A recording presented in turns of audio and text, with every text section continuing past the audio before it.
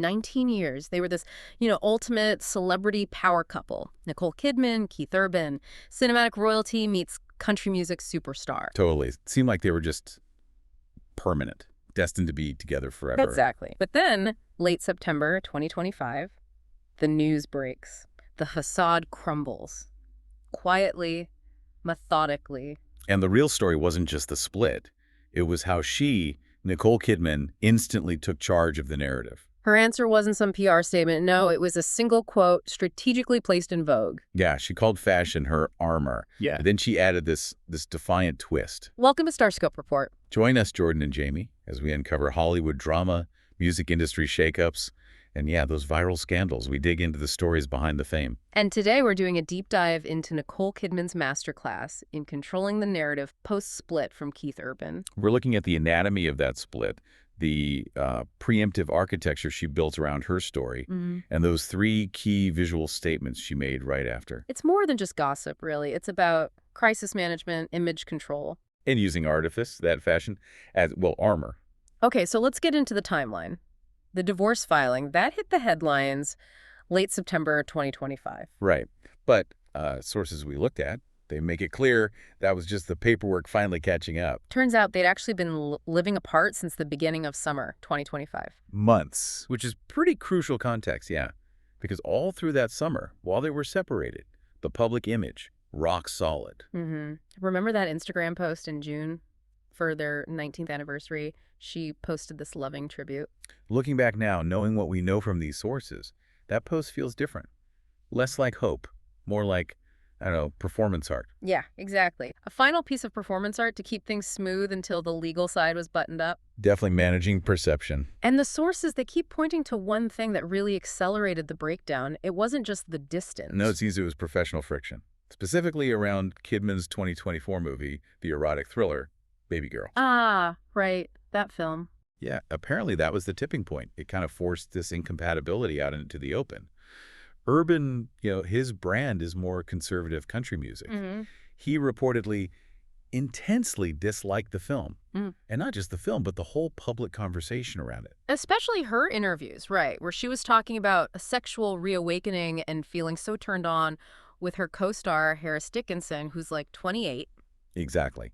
That apparently made Urban really uncomfortable. And you could see it publicly. I mean, it was glaring. He was absent from every single red carpet, every promo event for Babygirl. Every single one. Okay. And get this, one report mentioned his team actually shut down a radio interview in Australia back in July.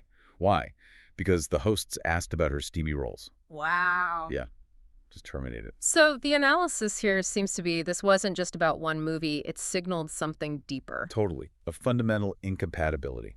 Kidman's artistic identity is all about being bold and not fitting into a box. And that clashed hard with Urban's more, let's say, structured, family-friendly image his career kind of relies on. So when she was out there being so public about her artistic choices, asserting that autonomy, the split felt, well, inevitable after that. It makes you wonder, though, can a marriage between 2 massive stars even work if one partner is so openly critical of the other's art, especially art that's designed to push boundaries? It's a tough one. It seems like their paths just diverged fundamentally. And of course, beyond the art, there were the inevitable rumors swirling too. Oh yeah, the tabloids were buzzing.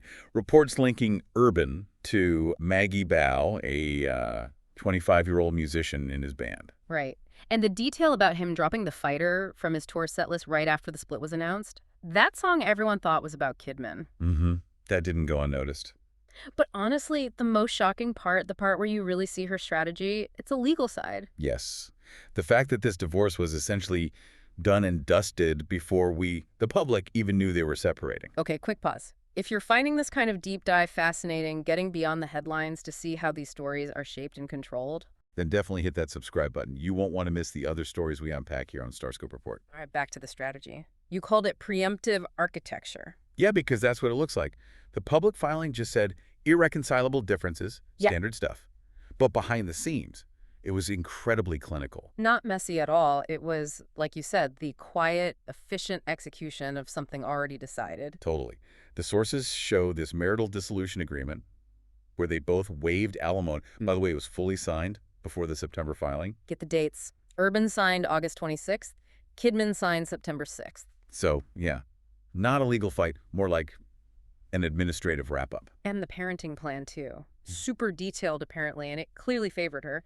Kidman got primary residential custody, something like 306 days a year. Urban got 59. Which points to a lot of pre-negotiation. Yeah. Very efficient. And yet, despite this super organized, quiet, legal reality, her camp, or at least the narrative allowed to circulate, was that she was fighting to save the marriage. Right. That she was blindsided. It's fascinating. It feels like a deliberate move to frame her strength not as cold calculation, but as, resilience to gain public empathy, maybe. Secure the moral high ground. Absolutely. A sophisticated narrative play. And the absolute centerpiece of that play. The Vogue interview. Vogue November 2025 cover story. The timing was just perfect. She did the interview in late August.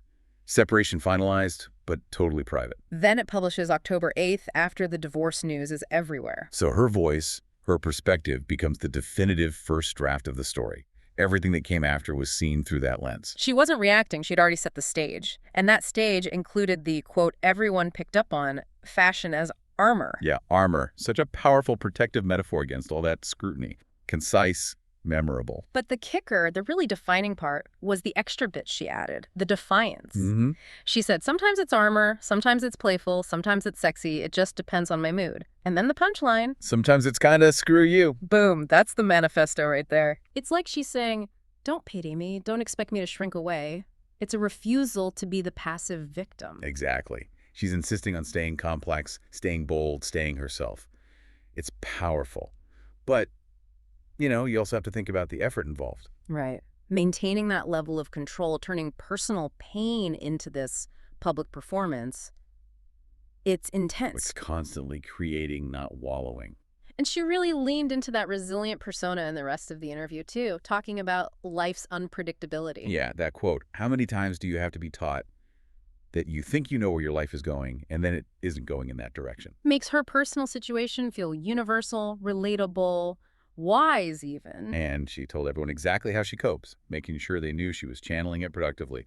I put it in my work. There's a place for some of this to explode, implode, process, discover. The message was crystal clear. I'm an artist, and this pain. It's fuel for my next chapter, not something that defines me negatively. Okay, so she laid out the philosophy in Vogue, but that written narrative needed visual backup, right? Absolutely. And the sources show her first 3 big public appearances weren't just random outings. They felt staged. Like a sequence, a deliberate visual triptych applying that whole armor theory. Exactly. Acts of narrative reinforcement, making sure the visuals matched the manifesto. So Act 1, the invisibility cloak. This was in Nashville, just 2 days after the filing went public. Right. And the outfit. Deliberately low-key. Yeah. Non-designer gray athleisure, baseball cap, huge sunglasses. Yeah. Performing privacy. Trying to look like she wanted to deflect attention. The crucial detail, the one thing meant to be seen amidst the casualness. No wedding ring. Bingo. The bare ring finger. It's brilliant, really. The outfit says, leave me alone. But the missing ring screams the confirmation everyone was looking for. Controlled disclosure. Perfect description. Okay, then Act 2, the armor of resilience. This is just 4 days after filing. She steps onto a major red carpet, the Amphar Gala in Dallas. And the look. High fashion. Structured. Elegant. This was the literal armor. Showing up, looking poised, professional, it completely countered any image of a heartbroken victim hiding away. It projected pure grace under pressure, a nonverbal declaration of control. Not broken, still standing. And then Act 3, the uniform of the future, her appearance at the Chanel show in Paris. Chic Chanel ensemble, aligning herself with timeless luxury, independence, very intentional branding. And critically, who was with her? Her daughters, Sunday Rose and Faith Margaret. Right. Which positions her not just as this independent star, but as a stable, focused mom, leading her family forward. It's all about the future, stability. Totally forward-looking. No looking back. Plus, we can't ignore the classic celebrity move she pulled there. Yes. The hair. The extremely relatable breakup bangs. Laughs. It's almost a trope, isn't it? A visual shorthand for new chapter, new me, personal transformation made visible. And as the sources point out, this isn't new for her. She did something similar after the Tom Cruise divorce back in 2001. Right, she adopted that more sophisticated grown-up aesthetic then too, to signal independence. For Kidman, it seems fashion really is like a parallel artistic life. A tool for defining her public character. So wrapping this all up, what's the takeaway? Well, this deep dive really shows Kidman flipping a potentially vulnerable moment into one of, honestly, incredible strategic power. Yeah, the sources paint a picture of this really sophisticated, multi-layered strategy. Narrative warfare, almost. That armor she talked about, it wasn't just a feeling, it was constructed. Yeah. Built from legal planning, that defiant Vogue piece, and those carefully calculated appearances. She absolutely seized control of her own story, made sure her version, the resilient artist turning pain into creativity, was the first and loudest account out there. It makes you realize the most powerful statements in modern celebrity, they're often not actually spoken. No, they're worn, or they're timed perfectly, Yeah. or leaked just so. It's all about the subtext. We've sort of mapped out the architecture behind this specific image management masterclass. So maybe the next time you see a star going through a crisis, you'll look a little closer. Yeah. Ask yourself, what's the real statement being made here? Beyond the words, what are the clothes, the timing, the visuals telling you? It's definitely something to think about. Food for thought. You've been listening to Starscope Report, where Jordan and Jamie uncover the stories shaping Hollywood, music, and pop culture. Thanks for tuning in, and don't forget to subscribe for more stories that keep the stars shining.